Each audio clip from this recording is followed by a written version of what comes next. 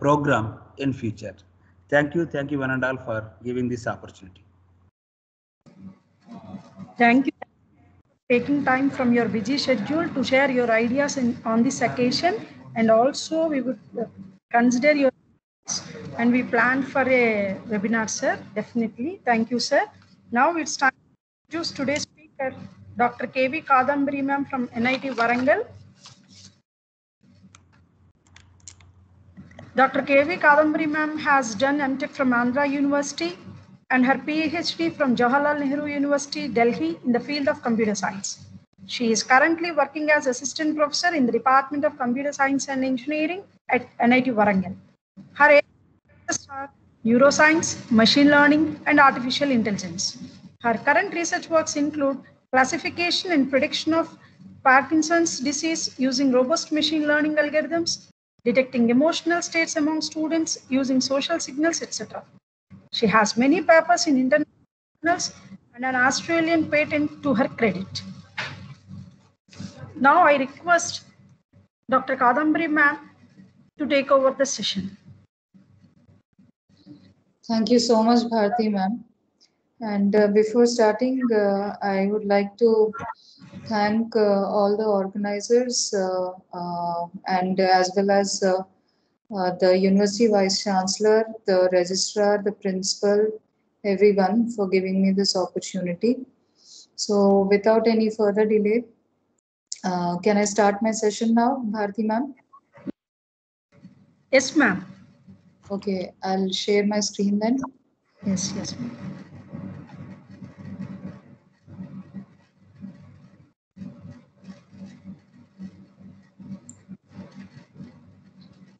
Is the screen visible?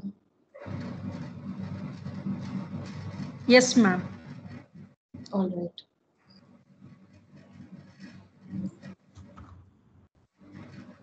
So in this particular session, I'll be discussing about artificial intelligence because that's the area of my interest in the sense that I work in the area of machine learning basically and apply or develop new algorithms that can be used for medical applications, okay, for different medical applications and apps as well. So, excuse me. So, first of all, what I'll do is I'll discuss what exactly is artificial intelligence and how are these big words like machine learning, computer vision, etc. How they are related to AI. Okay, so let's first of all discuss where AI is actually used. Normally, there are applications in day-to-day life where we can find AI, but we don't really notice them. Okay, some of the applications happen to be this self-driving cars, flying drones, voice recognition apps like Siri or Google Assistant. Okay, as well as you have games also, online games as well, like chess playing games, Ludo, etc. So all these are applications where artificial intelligence is used. Okay, so now coming to what exactly is this artificial intelligence? It is something which is a mixture of so many different technologies. Basically, what it does is that it gives the ability to machines, okay, to think and process information on their own. All right. So unlike these regular computer programs which we write like C, C++ programs, okay, where programmer writes a particular instruction and the program executes that instruction. That's not what is done in AI. Okay, here what happens is that we design some algorithms, okay, and we feed some data to it, to the algorithm, okay, and the program actually tries to work out on that data. So the ability of machines to think and learn on their own is actually called as artificial intelligence. So, and in other words, to put it simply, they say that artificial intelligence is the simulation of human intelligence, which, like for example, if you want machines to process human intelligence, okay, so that is what we call as artificial intelligence, okay. So these machines are nothing but computer programs, and the processes that are included are self-learning, reasoning, and self-correction. So, like for example, if you have a weather prediction system, okay, so for a weather prediction system, you will be taking the inputs like the humidity, the temperature outside, the temperature inside the room. Okay, so there are different factors that you take as input. Okay, so once you take all these things as input, then the next thing that you need to do is you need to process all the inputs, okay, and then give the average temperature, okay, for the entire day, okay. So this particular giving, calculating all the inputs and then giving out the temperature for the entire day is part of artificial intelligence, okay. So you're analyzing the data and then giving out the information. So coming to the intelligence part, if you notice in this particular diagram, there are different aspects of intelligence. One is this reasoning part, the other one is learning, then perception, problem solving, and linguistic intelligence. Linguistic intelligence basically deals with this voice recognition apps. Okay. So let's see how these five things encompass intelligence and how they are converted into artificial intelligence. So some of the AI technologies that you might have heard are machine learning, computer vision, natural language processing, and deep learning neural networks. I mean, these are the big words that people are using nowadays, and people are working in these areas as well. I would like to give you one simple example, and then I'll discuss how these things are actually connected to AI. Okay, so I'll give you the difference between what exactly is machine learning, computer vision, okay, and how is machine learning connected, machine learning, computer vision connected to AI.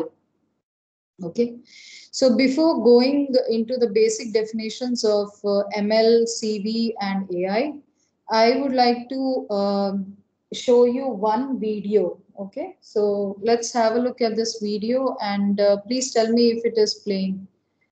I'll start my video now, and just let me know if it's not playing in between. So this is an example of a self-driving car. Okay, you give the input destination as the input, and it will decide the path or decide the route. And if you notice in this particular video, wherever there is a signal light car stops. Okay, so it has that ability to sense the signals and then stop, apply the brakes of the car. Is the video visible to everyone? Yes, ma'am. Yes, ma'am. Okay.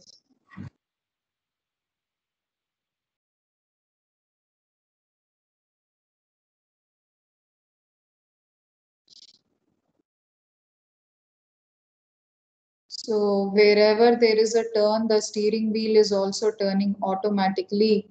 And whenever a brake needs to be applied, that time also the brake is being applied. If you notice, the driver is not at all touching the steering wheel, nor are his feet touching the accelerator or the brakes or the clutch, nothing whatsoever. The entire driving is done by the computer itself. Okay. So now the reason why I'm focusing on this particular example is because I want to tell you the basic difference between what exactly is machine learning and what exactly is artificial intelligence. Okay, so let's first of all talk about what is exactly machine learning.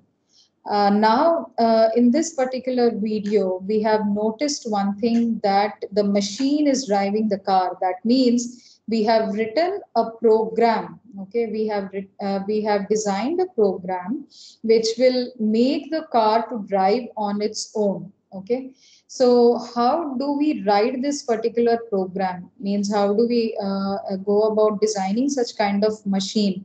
So what we need to do here is that when we first design such kind of a program or an algorithm to do such task, we first need to train it.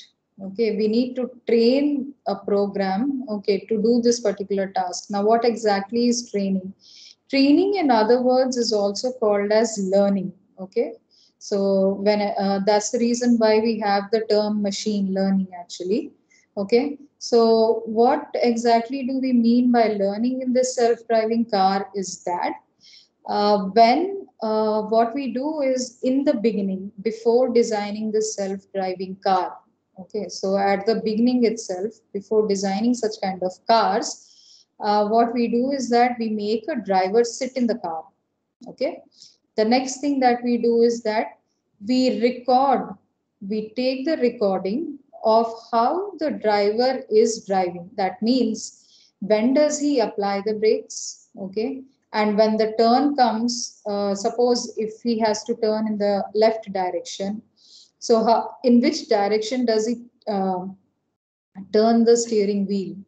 All right, and if he wants to go in faster speed, then when does he press the accelerator?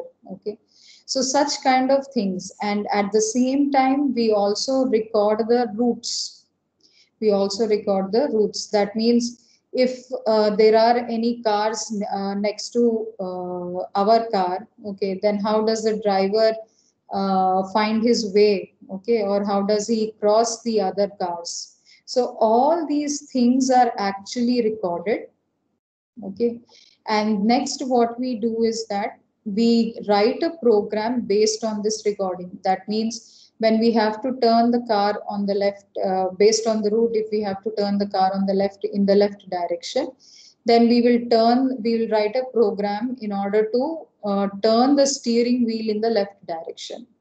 Okay, and when we have to press the brakes, when a signal comes or when an obstacle comes, so we will be writing a program so that the sensor actually senses the brakes and presses them automatically.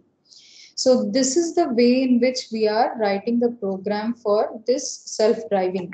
Okay, so this particular program is an example for machine learning. Okay, it is an example for machine learning where the computer is learning how to drive a car on its own. Okay, so we have written a program to take the turns, respond to the sensors, etc., and then drive on its own. Okay, so this is the machine learning part. Now, what is artificial intelligence here? So artificial intelligence is where the sensing of signals, okay, the sensing of road turns, okay, that is when you turn left or right, the steering also has to turn left or right. That is the communication between the steering and the sensors.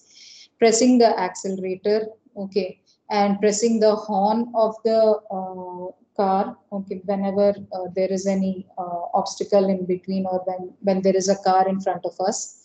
So all these together, I mean, including the driving part, including the computer program for driving, okay, all these together, wires, sensors, signals, everything together, they fall under the umbrella of AI. Okay, so AI is nothing but a bigger umbrella or a bigger picture under which machine learning happens to be a subset. Okay, so I hope this is clear. So machine learning, to put it in one word, it works on data sets, okay, in order to perform some tasks on its own. These tasks may be prediction, like for example, weather prediction, stock market prediction, or otherwise a classification task, like for example, if I want to what they call classify between a pen and a marker, then I can write a program in order to do that.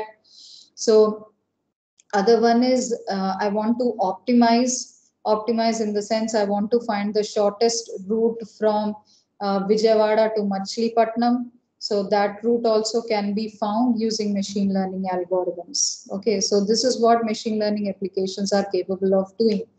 All right. So machine learning happens to be the subset of AI. AI is a bigger picture. And the other aspect of or technology under AI is computer vision. So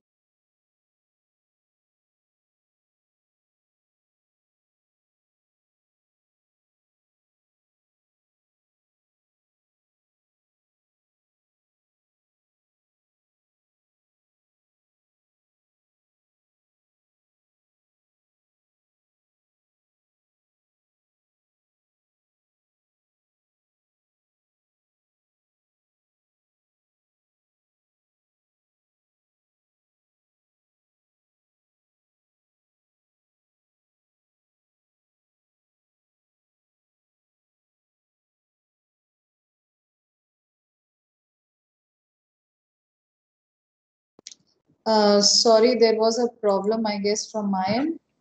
Yes, ma'am. Okay, okay. Sorry.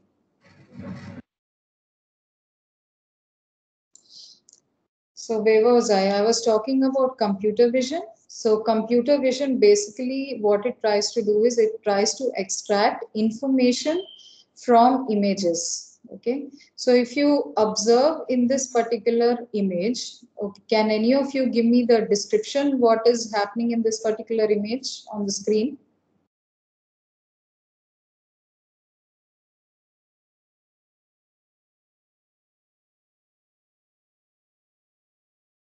Any of you who could unmute and tell me?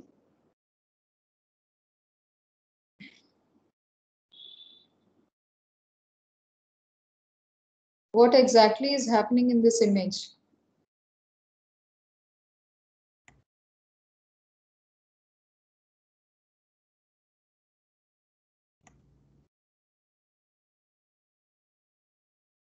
You can tell me in Telugu also if you guys are comfortable.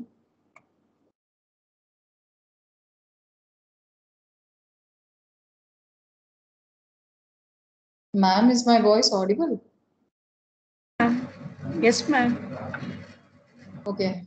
If anyone wants to tell in Telugu, you can. Please raise your hand so that we can allow you.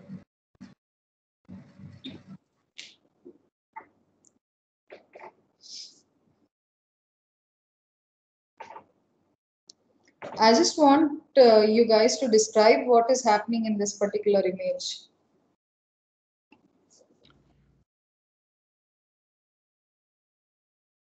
It seems there is a car that actually crossed the line, if you see in the front. Could you please repeat yourself? My mic was a little bit low. I couldn't hear you. Actually, I see a car in the front that actually crossed the line. So it Okay. it came Okay. onto the right side. Uh-huh. Maybe the automated system is taking some action on that. Mm-hmm. And second thing is the hand of the driver. It Mm-hmm. is not on the steering wheel. It's actually he may be trying to turn on the wind wiper or something. Mm-hmm. Okay, that's a very good observation. That's a very keen observation, actually, detailed form. But then our computers are not capable, I mean, they are not good enough to describe as much as you have described it. They would actually do some top job in the sense they would actually pick up the objects from this particular image. So the objects in this image are the trees, the road, the cars, okay, and the person's hands, etc. So based on these particular objects, what computer vision does is it tries to analyze, connect these objects together and put it into the sentence form. So what we can say here is that the computer vision algorithm, it will tell you that a person is driving a car, okay, or otherwise it will tell you there are a fleet of cars on the road. So that at the maximum the computer can do that. So this particular information extraction by detecting the objects inside the particular image is called as computer vision, okay, and this part is also under artificial intelligence. And then the other aspect of AI is natural language processing. Natural language processing is like your Google Translator, detecting voices, okay, voice recognition systems, converting what they call text into images. So all these are natural language applications. Okay, deep learning, neural networks, etc. They are part of machine learning. Sorry. So machine learning, under machine learning itself, your deep learning comes into picture. So I mean, I won't be talking much about it now because my focus is on AI. Okay. So I hope that now you have understood the basic difference between what is AI and what is machine learning. Machine learning is a subset of AI, okay, where a program is written to learn on its own, to work on its own, and take decisions on its own. So let's now come into the actual part of the lecture. So these are the applications that I will be discussing in today's lecture. One is Google Predictive Search. What are the algorithms used in this? The other one is online advertisements. Then what is the AI behind Gmail? Then how are chatbots designed? And the other one is Amazon Echo Dot. And there is one more called as the Ola, which we must have used many a times. So what does AI application does Ola use? So all these I'll be talking in today's lecture. So let me start off with this Google predictive searches. Okay. So over the years, actually, Google has developed its search engine, developed in the sense it has upgraded it, it has made it more better and better by the day. Okay. Now the latest thing is that when you begin typing a search term, the Google tries to complete the search for you. Okay, so like for example, when I type this word new, automatically the rest of the words like new movies, new song, news in Hindi, etc. All these words will be automatically filled in the search bar. Okay, so these are nothing but recommendations made for you, and these recommendations are made using this AI. Okay, so these predictive searches are based on data that Google collects from you. Means in the sense when you search something, okay, that data will be stored by Google. All right. So the other things that Google stores is your location, your age, and other personal details like whether you're a female, male, whether you're young, old, what are your preferences? Do you like to read books? Do you like to read, do you like to watch movies? So all these personal details Google stores. So whenever you type something, one word inside the search engine, automatically it extracts the information it has stored on you, about you, and then it tries to give you the predictive searches options. Okay, so this particular predictive searches is done using the AI. So AI in the sense machine learning, obviously. So let's see what are the algorithms used behind it. So Google's search engines, as I told you, they evolved over time by studying the linguistics used in the searches. Its AI learns from results and adapts over time. That means it modifies over time to give better results to the users. Okay, so the main objective of Google's algorithm, search algorithm, is to deliver the best possible results to the user. For this, Google uses something called as RankBrain. Okay, RankBrain is the algorithm behind which is the backend algorithm which Google search engine uses. Okay, using this RankBrain algorithm, it tries to give you the best results. Okay, so the RankBrain algorithm, it gives you the best results for the search string that you're typing in the engine. Okay, search engine. So to put it simply, the RankBrain is an artificial intelligence system which tries to determine the quality of the content, okay, that matches best to the user's query. So like for example, if you type who is Dr. APJ Abdul Kalam, okay, so what Google does is it gives you the best answer option. Okay, and then it will give you, when you click on the best answer option, automatically the best result will be opening, which includes the photograph of Dr. APJ Abdul Kalam, okay, and other details like when he was born, where he was born, etc., and what were his achievements, etc. So all these things, from the best link, it will give you the information, and this best link is selected using the RankBrain algorithm. Okay, so RankBrain is a computer program that's used to sort billions of pages. Okay, it is used to sort billions of pages and find the ones which are most relevant for the particular queries.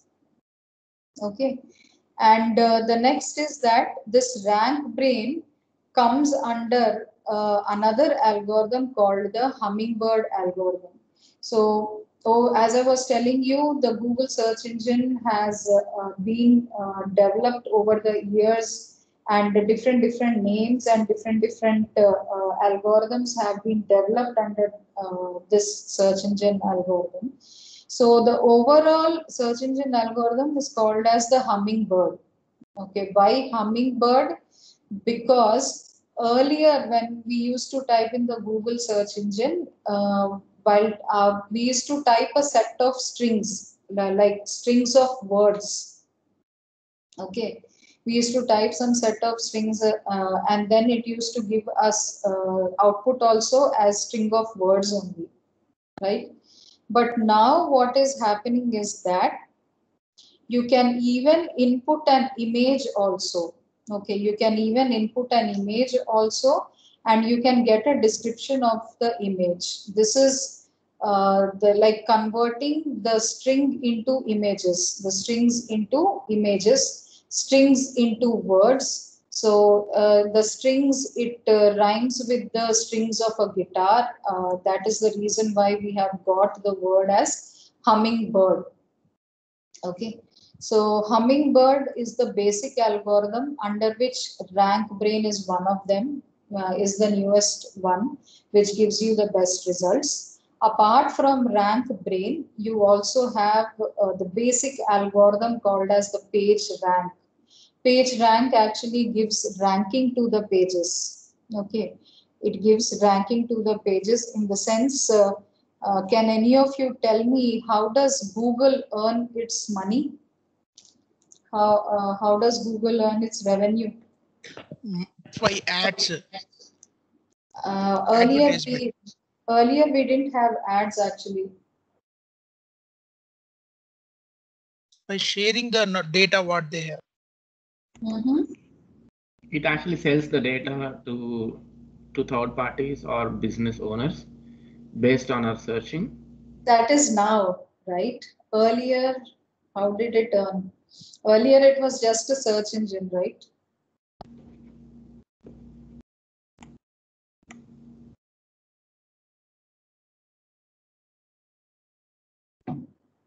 even search engine, it actually saves our search data in the form of cookies, and it has some of our personal data. It actually basically sells our personal data. I think it's been there since beginning. Okay.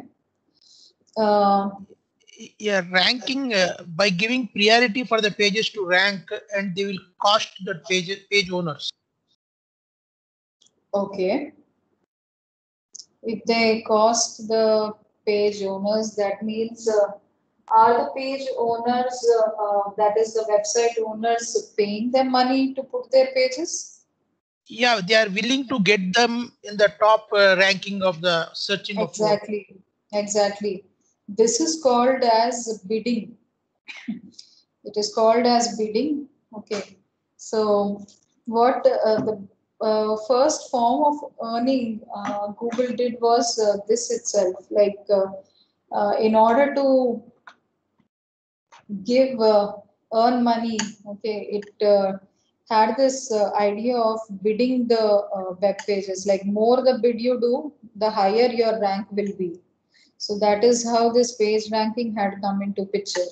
But then over the years, what they did was, like, apart from bidding, they also included this rank brain, to say that we'll give you the best results. In this ranks also, where ranking of the pages will give you the best results, best among them. Okay. So that is how this page ranking has been given based on the bidding values of the websites. Then the other part of this hummingbird algorithm is the signals. Okay, signals are basically used for telling the relevance of the content. Okay, giving the relevance of the content. So for example, if you're typing something and you want to find the next relevant word in that sentence, so signal is basically used for getting that particular word. Okay, so this is about your rank brain algorithm, the hummingbird, which is the overall search algorithm. And then page ranks are given to the website. Signals are basically used for getting the exact words and exact information related to your search query. Okay, now if this is about your Google predictive searches, let us focus now on the next part, next application, which is online advertisements. So recently, since past couple of years, we have been observing these online advertisements. So much so that if your smartphone is connected continuously to internet, okay, your service provider, your network service provider is also recording your voice and analyzing your voice if it has some parts, like where you want to, where you're talking about some advertisements about some saris or some jewelry, etc. So even that voice, your recordings are also analyzed. What, not just only what you type, even your voice is also analyzed. So all these are related to your online advertisements. So this online advertisements are one of the biggest applications of AI. Okay, that is how they use it. They use AI to track user statistics. Okay, user statistics. And so suppose say that I have a habit of buying watches. So what happens is that I go to Amazon app, I click on what are the latest watches, latest brands, etc. And when I open Facebook, what Facebook does is it gives me some recommendations. It pops up some advertisements in my page and shows me different brands of watches, etc. So this is how it is connected, how AI is being used by different companies. And like one of you has just now said it, that Google sells our information to different companies. Yes, that is absolutely right. Not just only Google, there are many other companies which use our information and sell those to other companies for advertising. Okay. So what happens here is that for achieving or to get appropriate ads, so organizations, they analyze the user data, like for example, where they are demographically present. Like when we open Google, it says allow access to the location, allow or don't allow. It asks like that. So such kind of things are asked, and based on that, you will be getting the recommendations. Okay, so for example, Instagram, what it does is it monitors search preferences and user engagement, okay, of its users. However, Instagram, it has a restriction on the amount of data advertisers can take. Okay, so it doesn't give all the data related to the user. So look at this particular example here. In this picture, you can notice these two red boxes, okay, which are displayed based on your search history. So my search history was like merge contents of two files into a third file. So for that, I'm trying to if I'm trying to prepare for a job interview, then I'm getting this applied course, and then you have better tools for merging the contents of a file. So this is how your advertisements appear based on what you have typed. So this is one simple example. So how do companies actually advertise? So let's talk about this Facebook AI. As one of you just now has said that social networking sites, they are selling our confidential data to the corporates, and this data is being used to analyze our behavior, analyze our purchases, etc., and then give their advertisements to us. Okay. Then coming to these video apps like Netflix, Amazon, etc. So before talking about Netflix, Amazon, I just want to ask you one question, which was asked long back. Who do you think, or what do you think is the competitor of Netflix?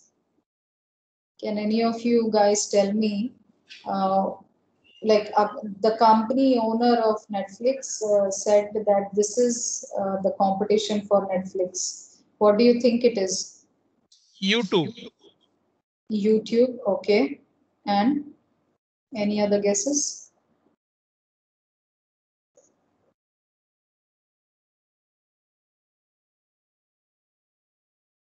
Any other answers? Facebook can be there.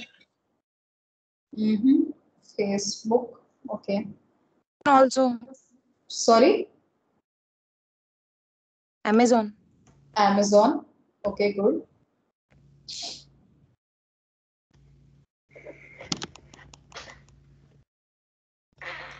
Whole Google products itself. Google products itself, fine. So basically what you're trying to tell me here is that any video streaming app, so that would be the basic competition for Netflix, right? Yes. Okay. So I would like to differ here in the sense that the answer given by the owner, CEO of Netflix was sleep. Okay. Sleep is the basic competitor of Netflix. Because the reason actually when Netflix was developed is that it intended the user to be hooked onto this app. The main intention was that people get means addicted to this particular app. Continuously they watch movies, they watch web series, etc. So the owner actually said, my main competition is sleep. Okay, people shouldn't sleep, they should actually watch Netflix continuously. So that was his idea of putting it. So I mean, every video streaming app has its own limitations. So we can't really say that this particular app is occupying the major share in the market. No, we can't just say that. So every app is a league in itself. So we can't compare these apps like, I mean, this is on the top, this is at the bottom. We can't do that. Okay, so what they try to do is that they try to better themselves. Okay, they try to improve themselves in terms of performance, in terms of their content, so that the user gets addicted to their app, or the user uses their app more often. Okay, so that is the basic idea. So Netflix, how it does this is it gives you user predictions. How does it give you then your user predictions is by analyzing your surfing patterns. That is, what type of movies do you watch? Okay, what type of web series do you watch? And how many times you have watched a particular genre movie. Like, for example, I like thriller movies, so I watch most of the time I watch thriller. I also like comedy, so I like. I mean, I get more recommendations of comedy. So such kind of movies, like if I say if I have watched Pursuit of Happiness, so Netflix will say, since you have watched Pursuit of Happiness, similar movies related to this are, it will give me some options, different movie options which are similar to that genre of movies. Okay, so and the other thing how it analyzes is how you watch that movie. Are you fast forwarding it, or are you rewinding it, or are you watching at a normal pace? So this is how Netflix will advertise its movies. Okay, then movies or web series, that is. And then coming to the other company, IBM Watson.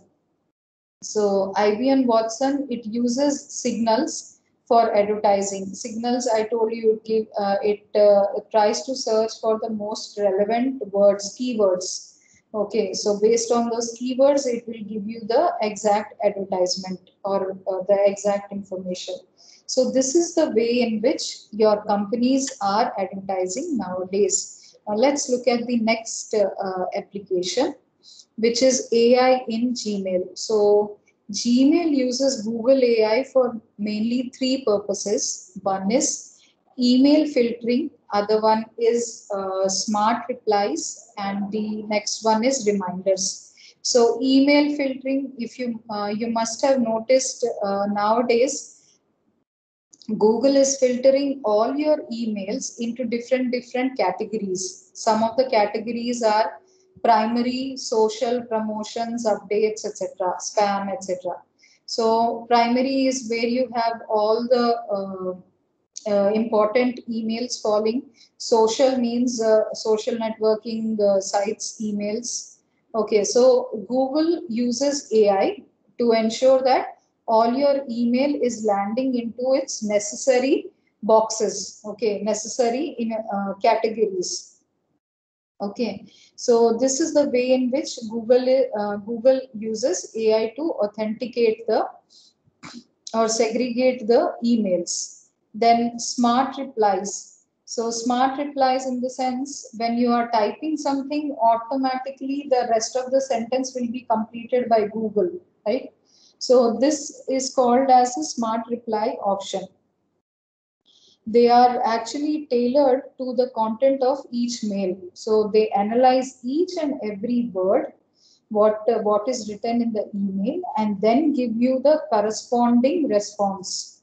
Okay, and then give you the appropriate response. So suppose my student has sent me some code, and the student says, dear madam, I am hereby sending you the code, please verify it.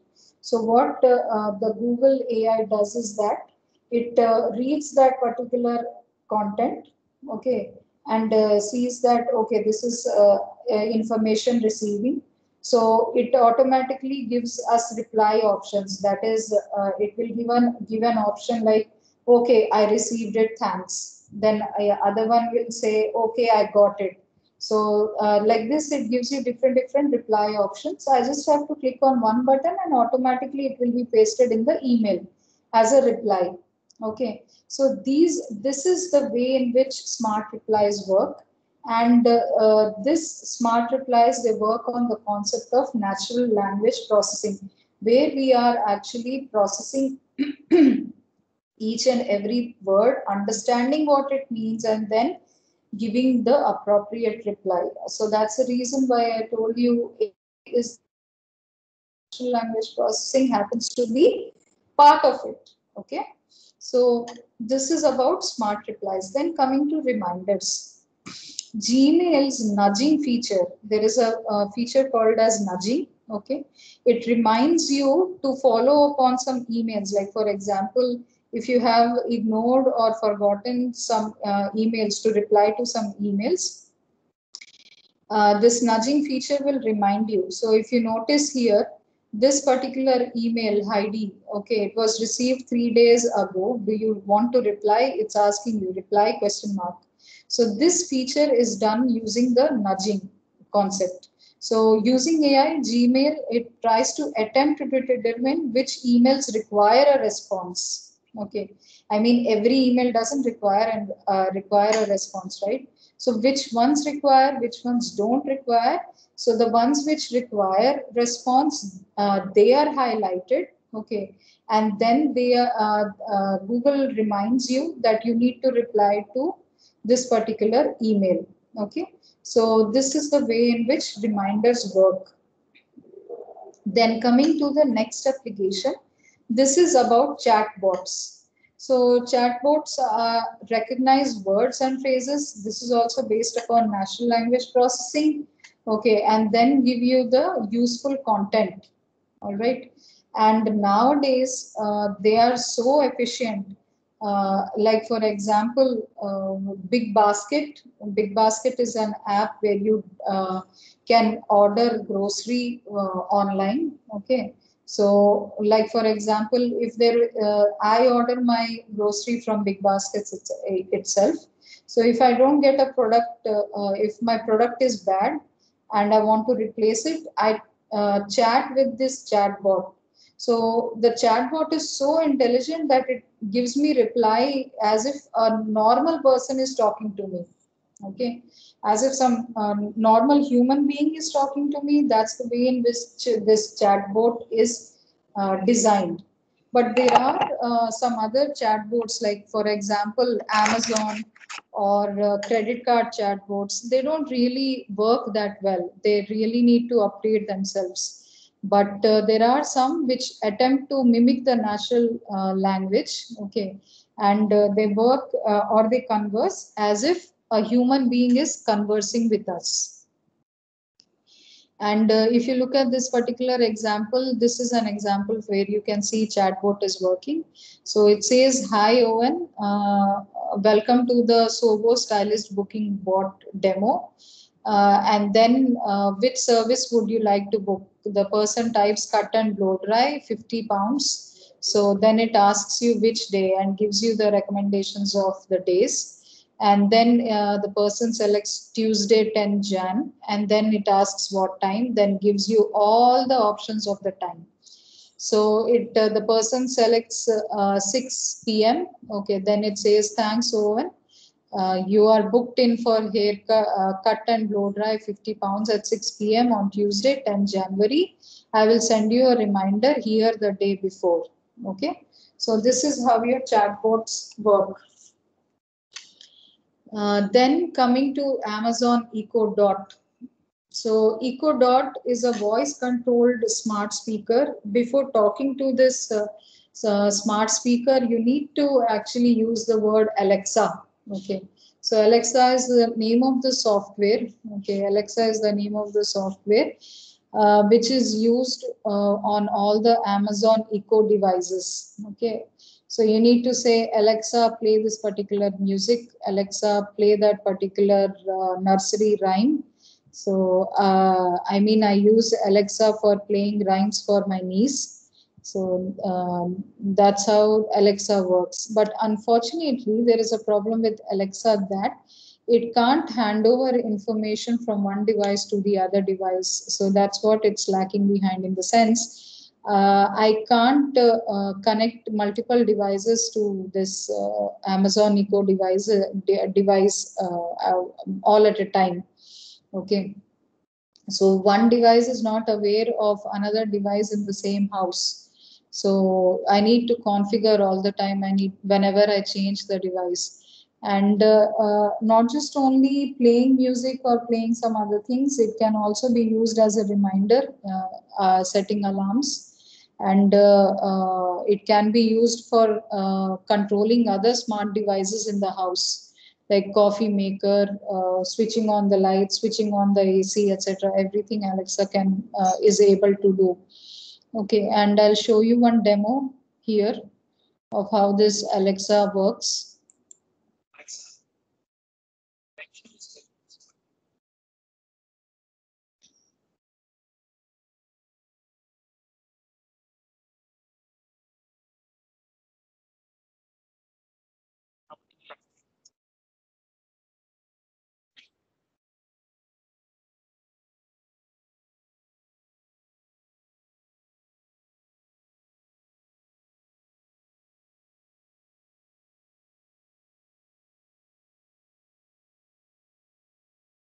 So this is the way in which Alexa answers users' questions. Okay, so this device is called as Amazon Echo Dot.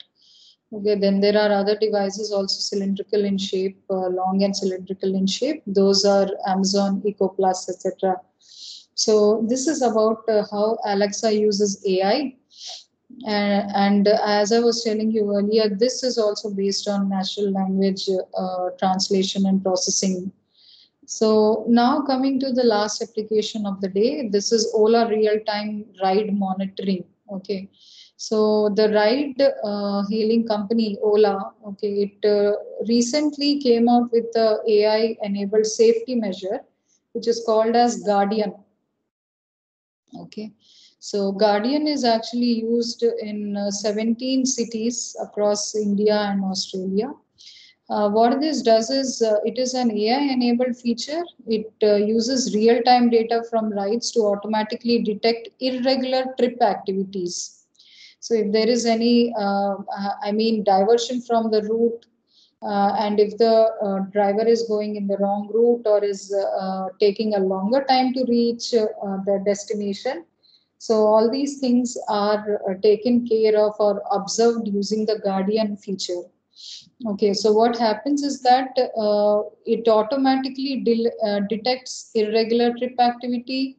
It also detects prolonged stops.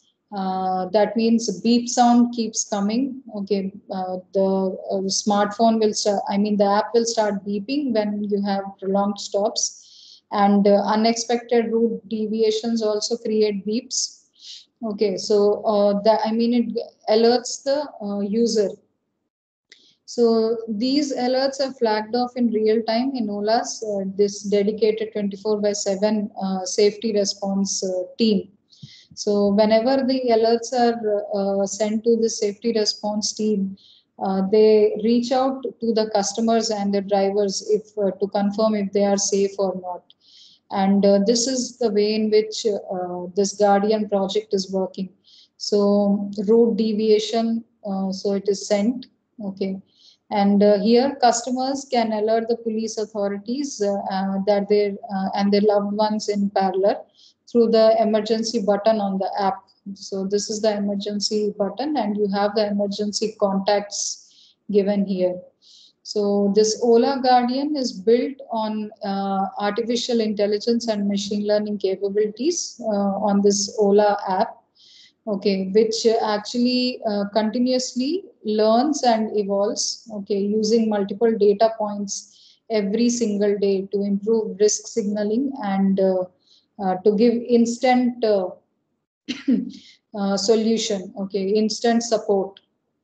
So these are some of the applications which I wanted to discuss in today's lecture. So with this, I would like to conclude and I thank you so much once again for giving me this opportunity. Over to you, Bharati madam. Thank you, ma'am. We are very much thankful to you, ma'am, for accepting our invitation. Also, thanks a lot for an incredible, thought-provoking and inspiring lecture on artificial intelligence and its applications, Google prediction, online advertisements, smart replies, reminders, chatbots, Alexa for Amazon Echo devices.